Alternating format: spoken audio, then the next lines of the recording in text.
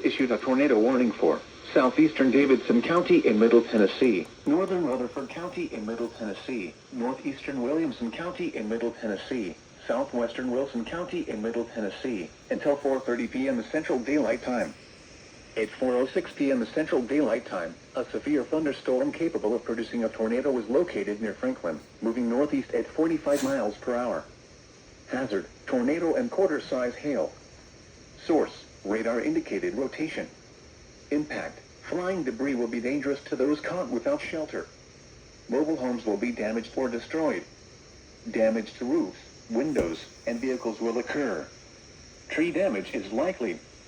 This dangerous storm will be near Franklin and Nolensville around 4:10 p.m. Central Daylight Time. La Vernie and Smyrna around 4:15 p.m. Central Daylight Time. Other locations impacted by this tornadic thunderstorm include Trelune, Las Casas, and Gladeville. This includes the following highways: Interstate 65 between mile markers 59 and 72. Interstate 24 between mile markers 58 and 77. Interstate 840 between mile markers 31 and 69.